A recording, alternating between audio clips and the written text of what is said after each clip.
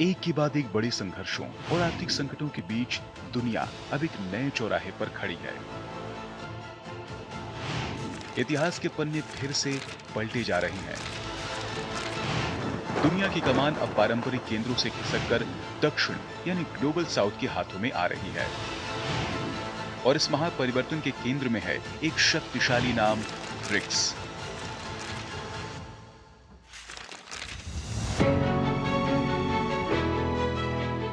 कभी आर्थिक मुद्दों पर चर्चा के लिए बना 4 देशों का समूह ब्रिक आज दुनिया के करीब आधी आबादी और वैश्विक अर्थव्यवस्था का 1/4 से ज्यादा हिस्सा संभालने वाले सबसे बड़े भू राजनीतिक मंच में तब्दील हो चुका है। ब्रिक्स की ताकत सिर्फ कूटनीति नहीं, बल्कि इसकी अर्थव्यवस्था है। जब 2006 में इस संगठन की नींव पड़ी थी, तब किसी ने नहीं सोचा था कि यह पश्चिमी देशों के एकाधिकार को चुनौती देगा। आज स्थिति बदल चुकी है। दुनिया की कुल जीडीपी का एक बड़ा हिस्सा अब इन्हीं देशों के पास है।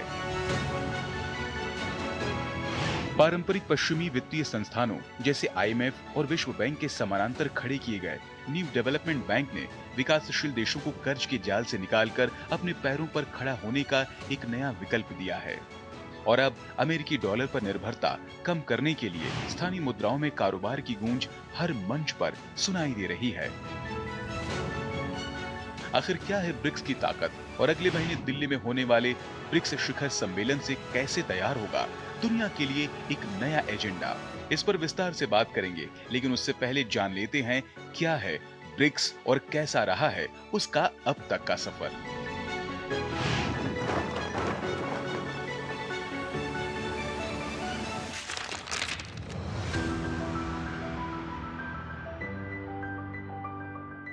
ब्रिक्स दुनिया के 11 प्रमुख उभरते बाजारों और विकासशील देशों का समूह है, जो वैश्विक और क्षेत्रीय महत्व के समकालीन मुद्दों पर विचार विमर्श और सहयोग के लिए एक महत्वपूर्ण मंच है।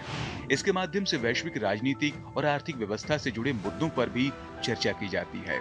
लेकिन आज जो ब्रिक्स का स्वरूप है, वो 20 साल पहले स्थापना के समय के संगठन से बिल्कुल अलग है। 2006 में न्यूयॉर्क में संयुक्त राष्ट्र महासभा की बैठक के मौके पर ब्राजील, रूस, भारत और चीन के विदेश मंत्रियों की पहली बैठक में संगठन को औपचारिक रूप दिया गया और इसका नाम था ब्रिक। और 2009 में रूस के येकातेरिनबर्ग में पहला ब्रिक शिखर सम्मेलन आयोजित किया गया। इसके बाद आया साल 2010, जब ब्रिक ब्रिक्स में बदल गया। न्यूयॉर्क में ब्रिक देशों के विदेश मंत्रियों की बैठक में दक्षिण अफ्रीका को शामिल करने पर सहमति बनी। अगले साल यानी 2011 में दक्षिण अफ्रीका ने सान्या में आयोजित तीसरे ब्रिक्स शिखर सम्मेलन में हिस्सा लिया। इसी के साथ ब्रिक का नाम बदलकर ब्रिक्स हो गया। वक्त के साथ ब्रिक्स का दायरा बढ़ता ही जा रहा है। जनवरी 2024 से मिस्र, इथियोपिया, ईरान, सऊदी अरब और संयुक्त अरब अमीरात ब्रिक्स के पूर्ण सदस्य बने। जनवरी 2025 में इंडोनेशिया भी ब्रिक्स का पूर्ण सदस्य बन गया। यानी 4 सदस्यों से जिस संगठन की शुरुआत हुई थी, वो आज 11 बड़े देशों का समूह बन गया है। साल 2025 में Belarus, Bolivia, Kazakhstan, Cuba, Malaysia, Nigeria, Thailand, Uganda, Uzbekistan और वियतनाम ब्रिक्स के साझेदार देश बन गए। यानी ब्रिक्स 11 पूर्ण सदस्य देशों और 10 भागीदार देशों के साथ 21 देशों का समूह बन चुका है। कि जब ब्रिक शुरू हुआ था, तो जो जिम ओनील का आइडिया था कि नई इमर्जिंग इकोनॉमीज़ जो हैं, जैसे ब्राज़ील, रशिया, इंडिया, चाइना, ये जो है न्यू 21st सेंचुरी की डिफाइनिंग पार्टनरशिप्स होंगी। और उसके थोड़े दिनों के बाद में पहली ब्रिक समिट हुई और ब्रिक के बाद में साउथ अफ्रीका ने ज्वाइन किया। तो उससे सारे कॉन्टिनेंट्स, मेजर कॉन्टिनेंट जहाँ पे ग्लोबल साउथ प्रेजेंट है, चाहे वो लैटिन अमेरिका हो, अफ्रीका हो, एशिया हो और यूरेशिया लगा लीजिए, तो यूरोप भी आ गया उसमें, रशिया इज यूरोशियन कंट्री। तो इस तरह से करके इंटरकॉन्टिनेंटल ये एक जियो इकोनॉमिक मैं कहूँगा एक इंस्टीट्यूशन बन गया। लेकिन चूँकि धीरे धीरे लोगों को लगने लगा कि जिस तरह का सिस्टम पहले बायलैटरल एक तरह का बाइपोलर वर्ल्ड था, वो बाइपोलर वर्ल्ड अब चेंज हो रहा था। ज़्यादातर लोग पहले हाइपरपोल यूनिपोलर हुआ with America, with disintegration Soviet union के बाद में। लेकिन उसके बाद फिर जैसे मल्टीपोलैरिटी की तरह से बढ़ी, तो बड़े बड़े प्लेयर्स जैसे इंडिया है, चाइना है, ये इकोनॉमिकली बहुत स्ट्रॉन्ग प्लेयर्स हैं, तो उनके अराउंड जो है ये काफ़ी एक्टिविटीज़ बढ़नी शुरू हो गई। तो लोगों को लगने लग गया कि जिस तरह का बिहेवियर जो वेस्टर्न कंट्रीज़ करते हैं, जो पुराने जो सेकेंड वर्ल्ड वॉर के बाद जो इंस्टीट्यूशंस हुए थे, वो सारे इंस्टीट्यूशंस इस वक्त बिल्कुल फेल हैं। उनको फेल करने वाला कौन है? वही लोग, क्योंकि उन्होंने उसको फॉलो नहीं किया कभी। तो लोगों को दिखता है कि ये एक ऑर्गेनाइजेशन ऐसा है जिसके अंदर ये एक ग्लोबल साउथ की बात करते हैं, डेवलपमेंट की बात करते हैं, क्लाइमेट चेंज की बात करते हैं।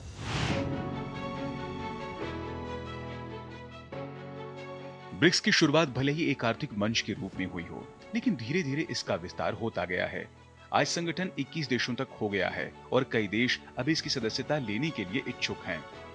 इस मामले में भारत का मानना है कि ब्रिक्स का विस्तार समूह के सदस्यों के बीच पूरे परामर्श और आम सहमति के जरिए होना चाहिए। दरअसल ब्रिक्स की सफलता के पीछे छिपा है इसका विशाल आर्थिक पैमाना। सामूहिक रूप से ब्रिक्स देश विश्व की करीब करीब 50% जनसंख्या का प्रतिनिधित्व करते हैं, यानी दुनिया की आधी आबादी ब्रिक्स के देशों से जुड़ी हुई है। यही नहीं, कारोबार और आर्थिक रूप से भी ब्रिक्स दुनिया की बेहद अहम ताकत है। वैश्विक जीडीपी का लगभग 40% हिस्सा ब्रिक्स के दायरे में आता है। यह आंकड़ा ये बताने के लिए काफी है कि ब्रिक्स कितना मजबूत समूह बन चुका है। दुनिया के 26% व्यापार का हिस्सा भी ब्रिक्स के हाथ में है। यही नहीं, वैश्विक ऊर्जा उत्पादन, वस्तुओं और विनिर्माण में भी ब्रिक्स देशों की महत्वपूर्ण हिस्सेदारी है। शुरुआत में आपसी हित के आर्थिक मुद्दों पर जोर देने के बाद अब ब्रिक्स के एजेंडे का काफी विस्तार हुआ है और यह 3 मुख्य स्तंभों के इर्द गिर्द घूम रहा है। राजनीतिक और सुरक्षा सहयोग, आर्थिक और वित्तीय सहयोग और लोगों के बीच आदान प्रदान।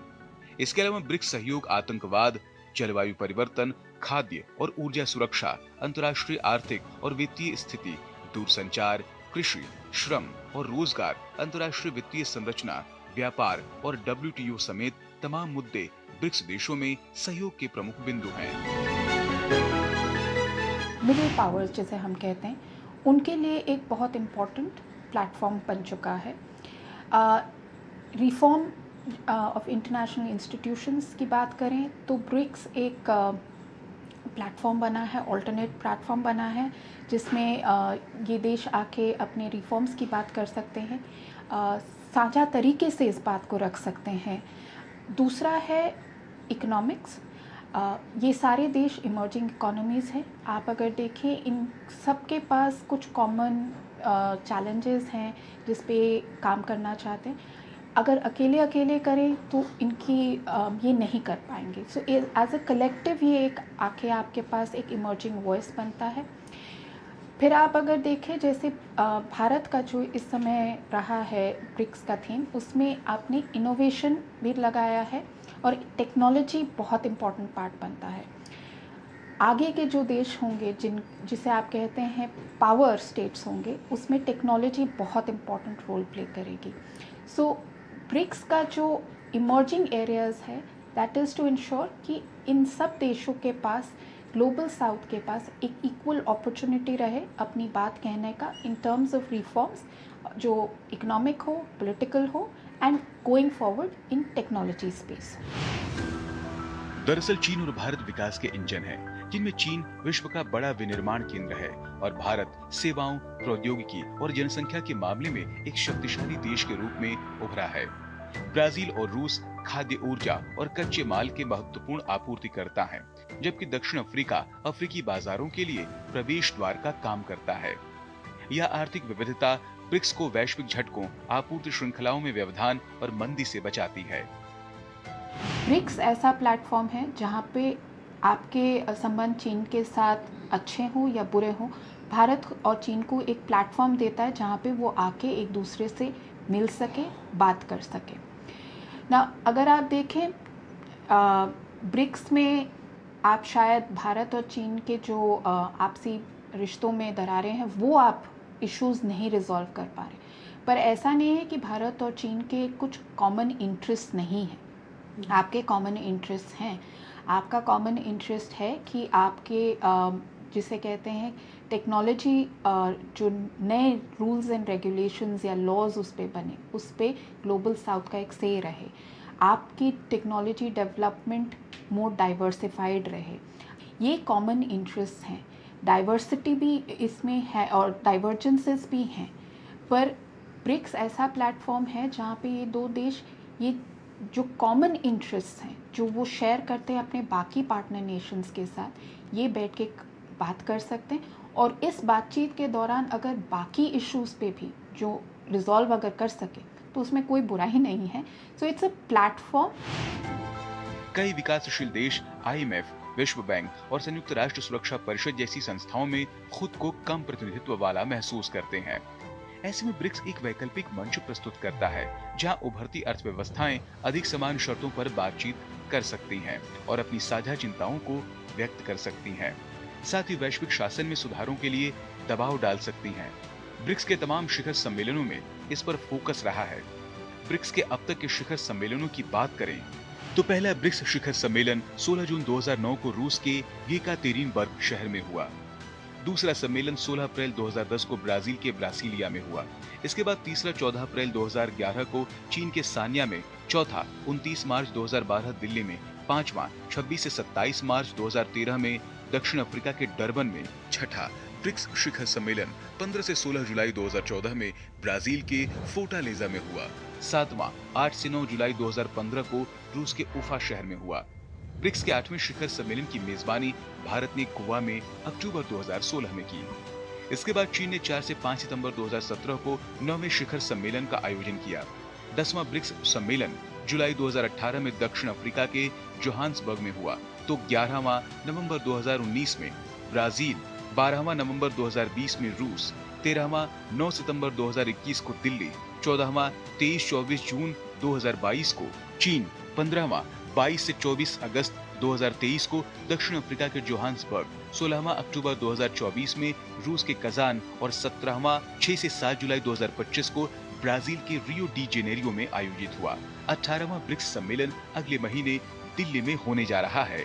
भारत की ब्रिक्स की अध्यक्षता लचीलापन, नवाचार, सहयोग और स्थिरता के लिए निर्माण विषय द्वारा निर्देशित है, जो 2025 के रियो शिखर सम्मेलन में प्रधानमंत्री नरेंद्र मोदी द्वारा व्यक्त किए गए जन केंद्रित और मानवता प्रथम दृष्टिकोण को दिखाती है। जब भारत ने अध्यक्षता करी है इसकी, तब तक कुछ ना कुछ ग्लोबल अशांति फैली हुई थी। आज की डेट में भी, अब हमारी G20 की भी अध्यक्षता जब थी, तब आप रशिया यूक्रेन वॉर इतना बड़ा मुद्दा बन गया था, लेकिन भारत की डिप्लोमेसी और लीडरशिप प्राइम मिनिस्टर मोदी की, उसके चलते आपने एक तरह कन्वर्जेंस ले आए। जो डिफरेंसेस थे उनको कम करने की कोशिश करी कंट्रीज़ के बीच में। लेकिन ये भारत की, मैं समझता हूँ कि इम्पोर्टेंस ब्रिक्स की इसलिए कि ब्रिक्स को आगे बढ़ना है। 20 साल हो गए, तो 20 साल में इसके जो अचीवमेंट्स हैं वो काफ़ी सिग्निफिकेंट हैं, मैं समझता हूँ। भारत ने अपनी दक्षता के लिए लोगो भी जारी किया है। 2026 के सम्मेलन का लोगो परंपरा को आधुनिकता के साथ खूबसूरती से मिलाता है। इसके केंद्र में कमल है, जो शुद्धता, लचीलापन और प्रगति का प्रतिनिधित्व करता है, जबकि इसकी पंखुड़ियां सभी ब्रिक्स सदस्य देशों के जीवंत रंगों को प्रसारित करती हैं, जो सामूहिक शक्ति और एकता को दर्शाती हैं। केंद्र में सुंदर नमस्ते भाव भारत की गर्मजोशी, सम्मान और सामंजस्यपूर्ण सहयोग की कालातीत भावना को दर्शाता है। भारत की ब्रिक्स की अध्यक्षता की प्रमुख स्तंभों की बात करें तो पहला स्तंभ है लचीलापन, यानी वैश्विक अनिश्चितताओं, आपूर्ति श्रृंखला व्यवधानों, स्वास्थ्य चुनौतियों और जलवायु जोखिमों को दूर करने के लिए आर्थिक, सामाजिक और संस्थागत लचीलेपन को मजबूत करना। इसका दूसरा स्तंभ है नवाचार, जिसमें प्रभावी सेवा वितरण और भविष्य के लिए तैयार विकास को सक्षम बनाने के लिए डिजिटल सार्वजनिक बुनियादी ढांचा, फिनटेक, एआई और ज्ञान साझा करने जैसी नई और उभरती प्रौद्योगिकियों को तैनात करना शामिल है। भारत की अध्यक्षता का तीसरा स्तंभ है सहयोग, जिसके तहत नीति समन्वय, विकास वित्त, व्यापार सुविधा, वैश्विक संस्थागत शासन में सुधार और जन केंद्रित साझेदारी के माध्यम से ब्रिक्स सदस्यों के बीच बहुपक्षीय जुड़ाव को गहरा करना प्रमुख है। इस शिखर सम्मेलन का चौथा स्तंभ है स्थिरता, जिसमें राष्ट्रीय और वैश्विक प्राथमिकताओं के अनुरूप जलवायु कार्रवाई, हरित वित्त, ऊर्जा परिवर्तन और सतत विकास की दिशा में सामूहिक प्रयासों में तेजी लाना शामिल है। देखिए, ये 4 स्तंभ जो है ये बहुत इम्पोर्टेंट है। ये कोई पॉलिटिकल प्लेटफॉर्म तो है नहीं कि यहाँ पे आके आप रेजोल्यूशंस पास करें कंट्रीज़ के अलावा। इस वक्त की जो डिमांड है वो यही है कि भाई सस्टेनेबल डेवलपमेंट की ज़रूरत है, ऊर्जा की ज़रूरत है, उसके बगैर कुछ काम नहीं होगा। फिर उसके अलावा ये है कि ये चीज़ें जितनी 4 स्तंभ में बताई गई हैं, ये डेवलपमेंट का सबसे बड़ा टूल्स हैं। अगर इसमें काम नहीं होगा इस क्षेत्र में, खासतौर से एशिया अफ्रीका में, तो मैं समझता हूँ कि ये देश आगे नहीं बढ़ पाएंगे। और फिर दूसरी बात ये है कि जो इंटरनेशनल फाइनेंशियल इंस्टीट्यूशंस हैं, इनकी जो शर्तें हैं और जो ये इंस्टीट्यूशंस बने हैं, ये उनके हित को ज़्यादा सपोर्ट करते हैं, न कि इन अर्धविकसित या डेवलपिंग जो नेशन हैं जिनको ज़रूरत है। तो इस बैंक का विस्तार की बहुत ज़रूरत है। और दूसरी बात ये, जो 4 स्तंभ भारत ने किए हैं, इनके डेवलपमेंट में सबसे ज़्यादा रोल होगा। भारत एक बड़ा रोल भी प्ले कर सकता है, और ये इसके बगैर, ये जो 4 स्तंभ हैं, इसके बगैर मैं नहीं समझता हूँ कि डेवलपमेंट आने वाले समय में। देखिए, ज़रूरत समय के हिसाब से बदलती रहती है, इस वक्त की ज़रूरत नहीं है। पिछले कुछ सालों में ब्रिक्स में सबसे बड़ा मुद्दा व्यापार को सुगम और सुविधाजनक बनाने का है। इस दिशा में न्यू डेवलपमेंट बैंक और स्थानीय करेंसी में व्यापार, ये तो बड़ी पहल ब्रिक्स देशों की है। न्यू डेवलपमेंट बैंक यानी एनडीबी एक बहुपक्षीय विकास बैंक है, जिसकी स्थापना साल 2015 में ब्रिक्स देशों द्वारा उभरते बाजारों और विकासशील देशों में बुनियादी ढांचे और सतत विकास परियोजनाओं के लिए संसाधन जुटाने के लिए की गई थी। न्यू डेवलपमेंट बैंक की प्रारंभिक अधिकृत पूंजी 100 अरब अमेरिकी डॉलर निर्धारित की गई है। ब्रिक्स के 5 संस्थापक सदस्यों के पास समान मतदान हिस्सेदारी है। 2021 में एनडीबी के बोर्ड ऑफ गवर्नर्स ने बांग्लादेश, संयुक्त अरब अमीरात, मिस्र और उरुग्वे को एनडीबी परिवार में शामिल करने की मंजूरी दी। इस निर्णय ने एक वैश्विक बहुपक्षीय विकास संस्था के रूप में एनडीबी के विस्तार की शुरुआत को चिन्हित किया। इस विस्तार के साथ एनडीबी का दायरा ब्रिक्स के मूल संस्थापक देशों से आगे बढ़कर अन्य उभरती अर्थव्यवस्थाओं और विकासशील देशों तक पहुंचा। न्यू डेवलपमेंट बैंक एक महत्वपूर्ण आर्थिक सहयोग साधन के रूप में उभरा है। न्यू डेवलपमेंट बैंक, जो कि अपने सदस्य देशों के बुनियादी ढांचे और सतत विकास को बढ़ावा देता है, भारत बैंक को एक भरोसेमंद, उत्तरदायी और वित्तीय रूप से स्थायी संस्था के रूप में और मजबूत करने के लिए लगातार प्रतिबद्ध रहा है। देखिए, फ्यूचर तो इसी का है, इसके अलावा कोई दूसरा वो नहीं है, ऑल्टरनेटिव है नहीं। और ये एक बहुत ही इम्पोर्टेंट बैंक होना चाहिए। इसमें मैं समझता हूँ मुद्रा की बहुत, इसका मुद्रा कोष जो है उसका विस्तार की ज़रूरत है। न तो पैसे की कमी है, इस एशिया के अंदर इतने विकसित देश हैं, एक तरफ तो संपन्न देश हैं, दूसरी तरफ वो देश हैं जिनके पास बहुत मतलब टेक्नोलॉजी तो नहीं है, मगर ये है कि उनके पास रिसोर्सेज इतने हैं। उन सब का जब कोऑपरेशन होगा, उनकी फंडिंग आए, उसमें डाला जाए और वो डेवलपमेंट का काम आगे करें, तो इस तरह से ये बहुत इम्पोर्टेंट हो जाता है। ख़ासतौर से इस समय बैंक एक ऐसा होगा उसकी जो देशों के डेवलपमेंट में मदद करेगा, इन देशों को आगे बढ़ाएगा। और यह है कि इन देशों को दूसरी सपोर्ट की भी ज़रूरत है बैंकिंग के अलावा भी। यानी ये कि बिज़नेस किस तरह की जाती है, बिज़नेस के अंदर भारत के ने बहुत से देशों को ट्रेनिंग देता है। एंटरप्रेन्योर ट्रेनिंगशिप का हमारा प्रोग्राम है जो बहुत से देशों को दिया जाता है कि भाई सिर्फ पैसा लेके आप नहीं बिज़नेस कर सकते, आपके पास स्किल्स भी होनी चाहिए बिज़नेस की आजकल के, तो उनको समझाना, उनके करना। तो इस तरह से बैंक जो है बहुत इम्पोर्टेंट हो जाता है। ब्रिक्स सदस्य देश आपस में घरेलू मुद्राओं में आंतरिक व्यापार को लेकर सक्रियता से विचार कर रहे हैं। हालांकि कॉमन करेंसी न केवल इंट्रा ब्रिक्स व्यापार को बढ़ावा देगी, बल्कि अंतर्राष्ट्रीय लेन देन की high dollar conversion cost per भी नकेल कसेगी। ब्रिक्स की कॉमन करेंसी का मुद्दा उठाया जाता रहा है, लेकिन धरातल पर इसका कोई वजूद फिलहाल नहीं है। ब्रिक्स करेंसी में सबसे ज़्यादा मैं कहूँगी मिसअंडरस्टैंडिंग ये है कि हम उसे एक अगेंस्ट द डॉलर कॉन्सेप्ट में लेते हैं।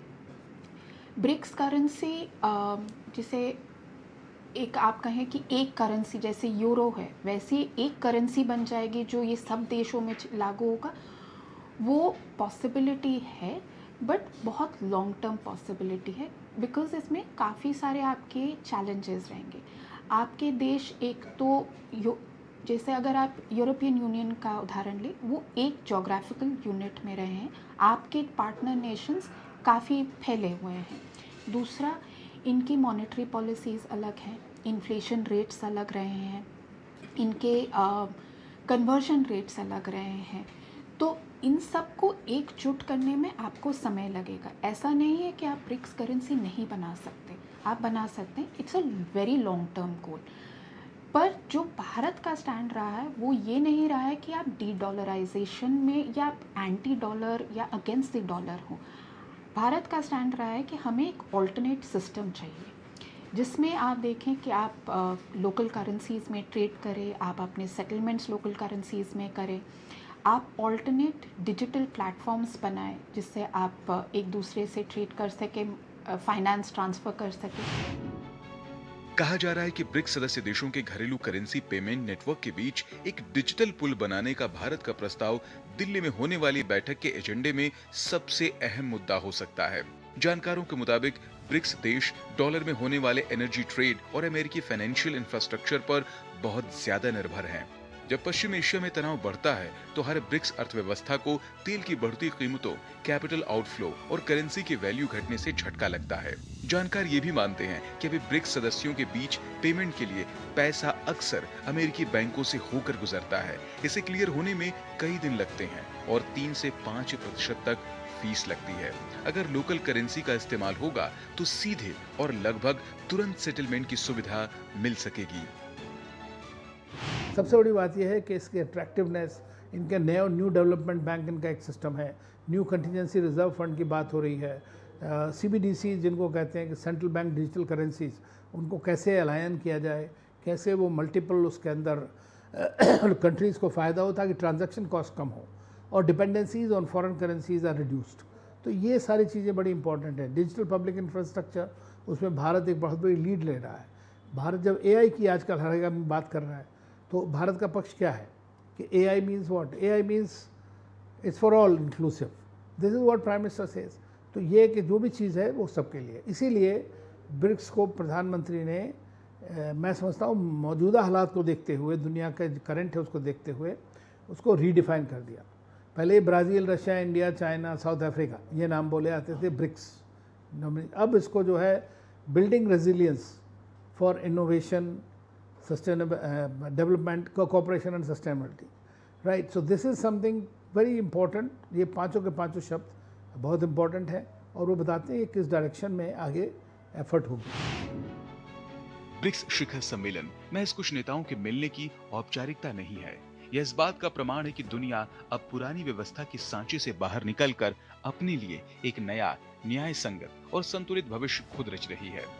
भारत अंतर्राष्ट्रीय समझ, एकजुटता, खुलेपन, समावेशिता, व्यापक परामर्श और सहमति के सिद्धांतों के अनुरूप ब्रिक्स को और अधिक सशक्त बनाने की अपनी प्रतिबद्धता को लगातार दोहराता रहा है।